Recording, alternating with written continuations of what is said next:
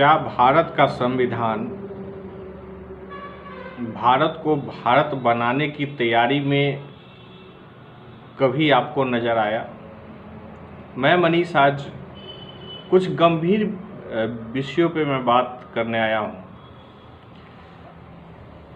अभी सर्वविदित है कि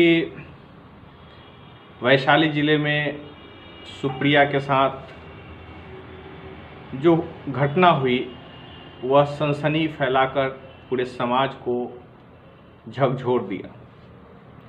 लेकिन क्या इसके पीछे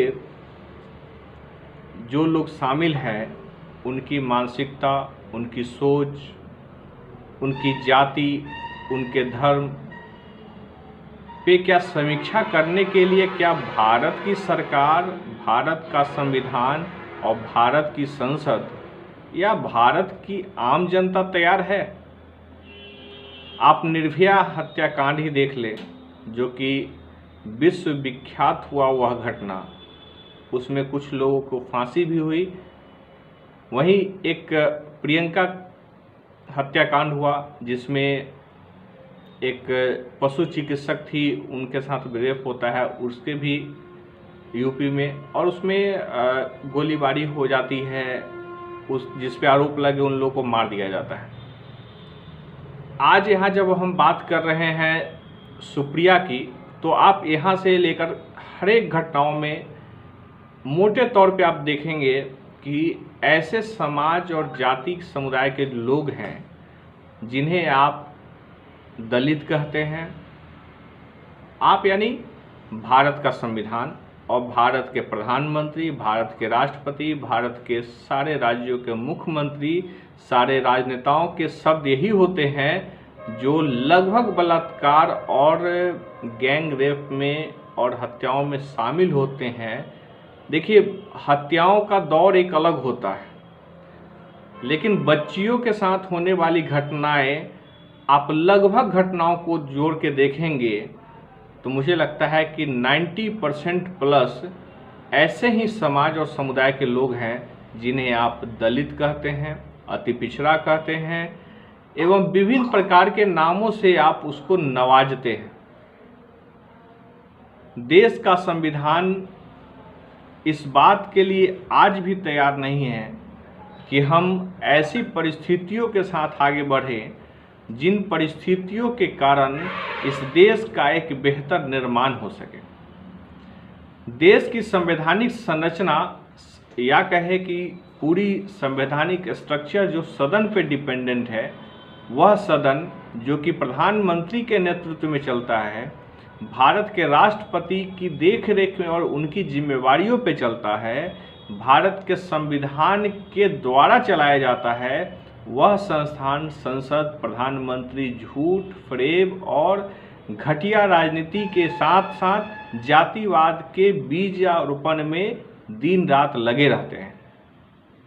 और इसका कारण है, आप बिहार के पूर्व मुख्यमंत्री जीतन राम मांझी की बातें याद करिएगा, उनके शब्दों को याद करिएगा, तो आपको समझ में आएगा कि भारत ने किस प्रकार से अपने ही लोगों का दोहन किया, जिसका परिणाम यह है कि हम एक बेहतर राष्ट्र की तरफ नहीं बढ़ रहे हैं। मैं आज जो वीडियो बना रहा हूं, इसको आप बहुत गौर से समझने का प्रयास करिए। मेरा फोकस इस बात पे है कि हम अपने भारत के भारतीयों को शिक्षा से, पुस्तक के साथ हम नहीं जोड़ पा रहे हैं, और इसका नतीजा यह है कि न तो हम उस समाज में, उस समुदाय में, उस जाति में शिक्षा के प्रवेश न होने के कारण उसमें न तो परंपरागत संस्कार आ रहे हैं, न पारिवारिक समृद्धि आ रही है जिसे आप सुदृढ़ करने का प्रयास कर सकते हैं। आप इस विषय पे गहन चिंतन करिए कि कोई भी आदमी, एक रामविलास पासवान दलित के बीच से निकलते हैं और आरक्षित सीटों से लगातार अपनी आजीवन पूरा जीवन बिता लेते हैं संसदीय जीवन में और मंत्रिमंडल में। लेकिन क्या आप हाजीपुर के परिप्रेक्ष्य में ही देखेंगे कि रामविलास पासवान 1977 से लेकर के मरणोपरांत तक यहाँ से सांसद रहे। 2 बार वो यहाँ से सांसद नहीं रहे, वो भी टर्म होता है 7 या 8 साल। लेकिन 1977 से 2020 तक में अगर आप देखेंगे तो रामविलास पासवान कम व बेश यहाँ से ही सब कुछ रहे, सांसद रहे एवं केंद्रीय मंत्रिमंडल में रहे। लेकिन आप यह समझने का प्रयास करिए कि रामविलास पासवान ने कभी भी अपने पूरे राजनीतिक जीवन में कभी इस बात के लिए गहन चिंतन नहीं किया कि हमारा समाज पढ़ना चाहिए, क्योंकि इस समाज में लोग नहीं पढ़ते हैं तो 2 शादियाँ, 5 बच्चे और अवैध संबंधों का इतिहास तो रामविलास पासवान ने ही शुरू किया। मैं बहुत ज़्यादा उस पर नहीं जाना चाहता हूँ, लेकिन इस समाज को समझने का प्रयास करिए कि संविधान जिसकी नींव रखी गई आज़ादी के बाद 1947 में, आज़ादी से पहले से ही हमारा संविधान बनना शुरू हो गया। क्या भारत को समझकर भारत का संविधान बना? क्या इस बात को आप समझ सकते हैं कि भारतीय संवैधानिक स्ट्रक्चर को मजबूत करने वाली जो दशा और दिशा और जो स्ट्रक्चर बनाया गया, क्या भारत में लागू है आज? क्या हम 75 वर्षों में, आज़ादी के 75 वर्षों बाद भी हम इस देश को शिक्षित नहीं बना पा रहे हैं? हम देश में साक्षर भारत मिशन चला रहे हैं। आप यह देख लीजिए कि सुप्रिया के कांड में जो भी लोग इन्वॉल्व हुए वो पूर्ण रूपेण अनपढ़ थे, जिनको सामाजिक और संवैधानिक संरचनाओं का कोई बौद्धिक ज्ञान ही नहीं। और लगभग आप केस में देखेंगे, चाहे निर्भया कांड हो या प्रियंका कांड हो या लगातार जो कांड होती हैं, उसमें आप पाएंगे कि लगभग वैसे ही लोग हैं जो गांजा पीते हैं, दारू पीते हैं और उनकी मानसिक स्थिति खराब है, यानी कि वो अपने आप पे कंट्रोल नहीं कर सकते हैं। उनको यह इस बात की कहीं ग्लानि ही नहीं होती है कि मैं जो काम करने जा रहा हूँ वो गलत भी है। क्योंकि आप समझ के देखिए, जो नहीं पढ़े लिखे लोग हैं, जो गांजा ताड़ी पीते हैं, उनको इस बात के लिए आप अक्सर देख सकते हैं कि वो होश में नहीं होते हैं और उनकी ज़रूरतें भी सरकार पूरी कर रही है 1-2 रुपये आटा चावल दे करके। न वो मेहनत करना चाहते हैं, ना ही कुछ करना चाहते हैं। और भारत का संविधान ही इस तरीके से स्ट्रक्चरल रूप में आकर के ज़मीन पे खड़ा है कि उनको आरक्षण के नाम पे एवं प्रलोभन के नाम पे आप देख सकते हैं कि भारत की आबादी लगभग 130-135 करोड़ कही जाती है। ऑथेंटिक डाटा नहीं है, लेकिन प्रधानमंत्री भी बार बार कहते हैं। उसमें आप प्रधानमंत्री के बैनर, पोस्टर, उनके होर्डिंग्स पे आप देखेंगे कि वो कहते हैं कि 80 करोड़ परिवार को हम अनाज देते हैं। आप समझ के देखिए कि 80 दुना भी करते हैं तो 160 करोड़ होता है। यानी क्या 80 करोड़ परिवार भारत में है? एक भारत के प्रधानमंत्री का बोलने का जो शैली है, झूठ बोलने का जो शैली है, आप इसकी व्याख्या कर सकते हैं?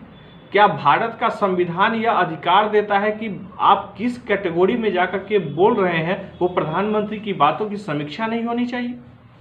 भारत के प्रधानमंत्री 80 करोड़ परिवार बोल रहे हैं। मैं ताज्जुब हूँ, मैं हर बार कई बार इस मुद्दे को लेकर के आगे बढ़ा हूँ कि भारत के प्रधानमंत्री संसद से लेकर के बैनर पोस्टरों पे भारत के आम आदमी के टैक्स के पैसे पे झूठ लिखते हैं।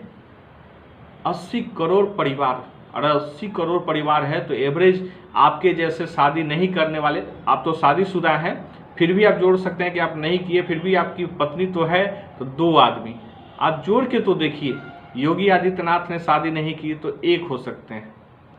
कितने एक लोग वाले लोग होंगे जो 80 करोड़ परिवार होगा, जिनके 10-12 बच्चे। आप लालू प्रसाद यादव को देखें तो दर्जन के आसपास है।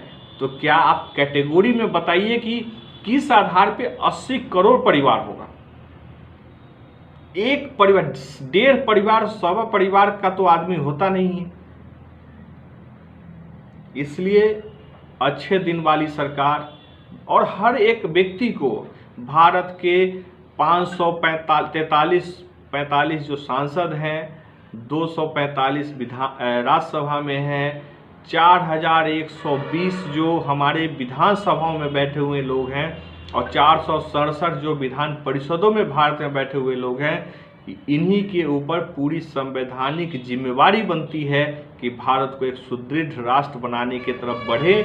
आप समझ के देखिए कि भारत की राजनीति ने लोगों को नहीं पढ़ाया लिखाया, उनको नैतिक और संस्कार नहीं दिए, जिसका परिणाम है कि आज दशरथ माझी, आप याद कर लीजिए, एक दशरथ माझी के नाम पे हम लोग गर्व करते हैं, और एक दशरथ माझी सुप्रिया कांड में प्रमुख अभियुक्त बना, जिस पे हम शर्म भी नहीं कर सकते हैं, मानवता का रह जाएगी।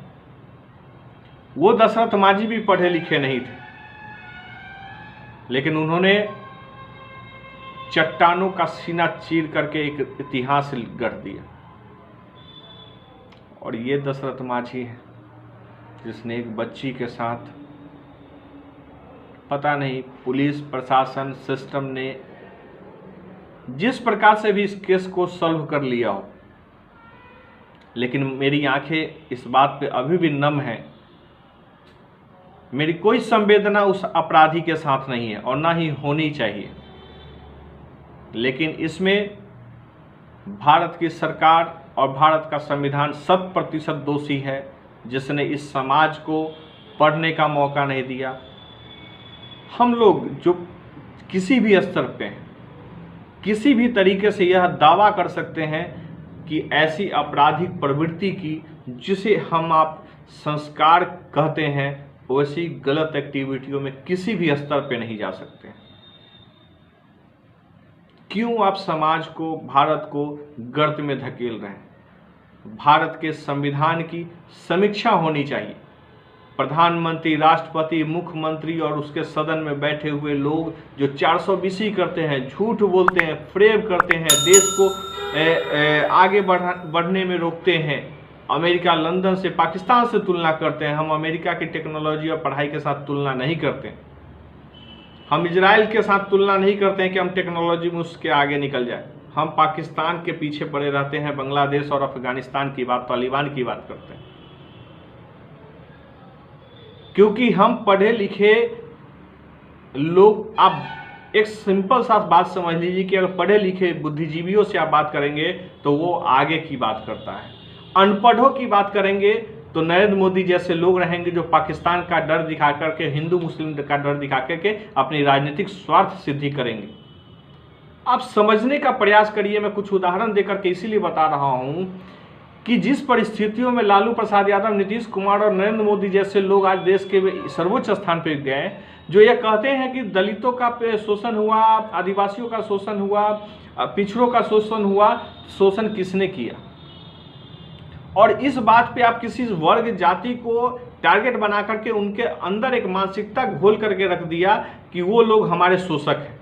तो आप यह बताइए कि 75 साल के शासन में और इधर पिछले 7 साल में जो शासन करने आए अति पिछड़ा प्रधानमंत्री भारत को मिले, जो दिन रात जातिगत बातों को लेकर के ही, अभी हिंदुत्व तो तेल लेने गया, जातिगत बातों को लेकर के ही वो दिन रात काम करते हैं। सारे चुनाव, उनके प्रचार प्रसार, संसद कार्यशैली पूरी जातिगत व्यवस्थाओं पे ही निहित हो गई है। उस आदमी ने कभी शिक्षा की बात की? शिक्षा पे अगर पिछले 7 साढ़े 7 सालों में काम हो गया होता तो शायद भारत की तस्वीर बदल जाती, लेकिन इन लोगों को पढ़ाना ही नहीं है। इसलिए मेरा आग्रह है, निवेदन है, हाथ जोड़ करके मैं बोल रहा हूं कि पढ़ने की तरफ मुखातिब होइए। भारत के संसदों को एवं पूरी कार्यशैली को शिक्षा पे डिपेंड कराइए। शिक्षा के अलावा कोई माध्यम नहीं है जिससे आप भारत में कानून व्यवस्था लागू कर पाए।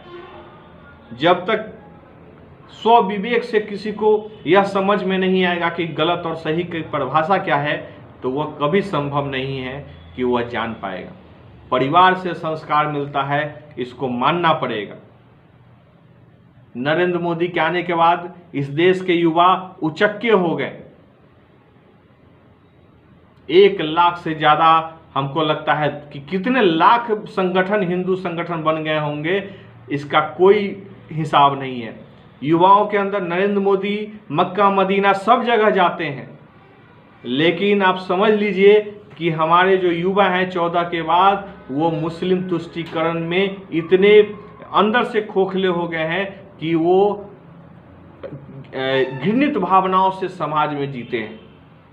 छोटी छोटी बातों पे घृणा के शब्दों और उनके अंदर पूरा का पूरा सीना उनका जलता दिन भर इसी बात के लिए। लेकिन नरेंद्र मोदी, योगी आदित्यनाथ ने जिस प्रकार से अपने हिंदुत्व और मुसलमान का नारा दे करके बुलंद किया अपने राजनीति को, अपने अय्यासियों का एक बहुत बड़ा अड्डा इस संविधान को बना दिया, तो यह समझ लीजिए कि आने वाला समय जो आप आज सुप्रिया कांड को लेकर के देख रहे हैं, निर्भया कांड को देख के कर रहे हैं, प्रियंका कांड, एवं इतने सारे कांड हैं जिसकी आप रोज घटना सुनते हैं। मैं आज एक और चर्चा कर देता हूं। मैं अभी एक पोस्ट पढ़ा सुशील जी का, जो सुशील आपको याद होगा कि 5 करोड़ जीतने वाले पहले बिहारी थे, भारतीय थे, जिन्होंने केबीसी में 5 करोड़ जीता था। उन्होंने कल शाम में लगभग पोस्ट किया, मैं आज उनका पोस्ट देख रहा था कि बलात्कार जैसी घटनाएं चंपारण साइड में हुई है, बहुत कम उम्र की बच्ची के साथ हुआ। आप समझ लीजिए कि ऐसी घटनाओं पे लोग चिंतित हैं, जो सामाजिक रूप से, बौद्धिक रूप से। लेकिन भारत का संविधान और उसकी संरचनाएं, स्ट्रक्चर, बिहार के मुख्यमंत्री को इस तरफ मुखातिब होना चाहिए कि पहले पढ़ाइए जातिगत जनगणना और जातिवाद के आड़ में जिस प्रकार से आप राजनीति कर रहे हैं, इस राज्य का भला और इस देश का भला नहीं होना है। आपको गर्व होना चाहिए नीतीश जी कि आप बिहार के मुख्यमंत्री हैं, जहां दुनिया को बिहार ने हमेशा से एक बहुत बड़ा ज्ञान देने का काम किया, एक ज्ञान की भूमि रही पूरी दुनिया में। आपको गर्व यह होना चाहिए कि आप जिस जगह जन्म लिए हैं वह नालंदा है, जो पूरे विश्व का पहला विश्वविद्यालय, नालंदा विश्वविद्यालय, जो पूरी दुनिया के लोग पढ़ते थे। ऑक्सफोर्ड और कौन कौन सी यूनिवर्सिटी जो 200, 400, 500, 700 साल पहले की है, हमारे यहाँ नालंदा विश्वविद्यालय सदियों से रही है। इस जगह पे आप जन्म लिए हैं जहाँ पे शिक्षा ही महत्वपूर्ण था। नीतीश जी, आप इस मुद्दे पे काम करिए जिस पे शिक्षा सर्वोच्च स्थान पे हो। समाज में जिस प्रकार से अराजकता फैल रही है, आप जिस जाति से आते हैं उसमें लोग पढ़े लिखे नहीं हैं। आज मैं कई जगहों पे मुखिया चुनाव में जाता हूं, पंचायत चुनाव में अभी जा रहा हूं, मैं देखता हूं, और विधानसभा, लोकसभा में भी खूब होती है। लेकिन पंचायत स्तर पे एक वार्ड चुनाव में भी लोग कहते हैं कि कहता है कि मैं बाभन को वोट नहीं दूंगा, मैं ब्राह्मण को वोट नहीं दूंगा, तो कोई कहता है मैं कुर्मी को वोट नहीं दूंगा, तो मैं कोई कहता है मुस्लिम को वोट नहीं दूंगा, तो कोई कहता है मैं राजपूत को वोट नहीं दूंगा, कोई मैंने इस तरीके से मैं पासवान को वोट नहीं दूंगा, दुसाद को वोट नहीं दूंगा। तो ये आपने अति पिछड़ा सब कुछ कर लिया, लेकिन आपने पढ़ाया ही नहीं समाज को। यह कौन सी दिशा में हम अपने राज्य को लेकर के जा रहे हैं? मैं आग्रह करता हूं अपने इस वीडियो के माध्यम से कि जाग जाइए, क्योंकि नरेंद्र मोदी से उम्मीद तो मुझे कभी नहीं रही है। जब प्रधानमंत्री और इतने बड़े पद पे होने के बावजूद जो आदमी यह बोल सकता है कि मैं अति पिछड़ा का बेटा हूं, तो मुझे घृणा आती है ऐसे प्रधानमंत्री से। मुझे घृणा तब आती है जब भारत के राष्ट्रपति रामनाथ कोविंद जी ने एक सभा में कह दिया, मैं तो दलित परिवार से। मुझे घृणा आती है ऐसे संवैधानिक स्वरूप में, स्ट्रक्चरों में बैठे हुए लोगों पे, जो देश के सर्वोच्च स्थान पर बैठ करके भी यह कह देते हैं कि मैं फलान जाति से हूं। दुर्भाग्य है इस देश को बनाने वाले भारत के संतों के इस देश में शिक्षा का स्थान नगण्य हो चुका है। बहुत बहुत शुक्रिया, बहुत बहुत धन्यवाद। आप सभी के लिए मैं एक चीज़ और बता देता हूं सूचना। मेरे साथ कनेक्ट होने के लिए मेरा नंबर 9471439247 है। आप व्हाट्सएप, टेलीग्राम, किसी पे भी आप मुझे इस पे फॉलो कर सकते हैं, इसमें ज्वाइन कर सकते हैं, और आप तेज़ी से अपने काम को बढ़ाइए, संवाद करिए एक बेहतर समाज बनाने के लिए। ahannews@gmail.com हमारा ईमेल आईडी है, आप उस पर भी ईमेल कर सकते हैं, सूचना दे सकते हैं मुझे। मैं इतना ही करूंगा। मैं पत्रकारिता के एक ऐसे आयाम की तरफ बढ़ रहा हूं जिसमें मैं एक निष्पक्ष और लोकतांत्रिक भारत के निर्माण में जो भी हो सकता है वो करूँगा। और आपके सहयोग और मैं ऐसे लोगों को भी आगाह कर देना चाहता हूँ कि जो यह सोचते हैं कि मनीष सिंह बोलने में फूहड़ है और अधिकारी पदाधिकारियों की इज्जत नहीं करता है, तो क्या करूं? आप ऐसे कर्म ही करते हैं कि सुप्रिया कांड में इतनी बड़ी घटना होगी और डीएसपी पे अब तक कार्रवाई नहीं हुई जिसने जातिगत और धमकी देने का काम किया। कोई सम्राट हैं, भाजपा के मंत्री हैं बिहार सरकार में, नाम इतना ही बोलूँगा, उनके रिश्तेदार हैं, उसके लिए उनको गर्व है और लोगों को धमकी देते हैं, लोग छात्रों को, बच्चों को धमकी देते हैं। इस पे अब तक कार्रवाई नहीं। मैं वैशाली एसपी से आग्रह करूंगा, नैतिक रूप से जिम्मेवारी लेते हुए उस डीएसपी को सस्पेंड करो, निलंबित करो, फांसी दे दो, लेकिन दो, क्योंकि वह समाज में जहर घोलने का काम कर।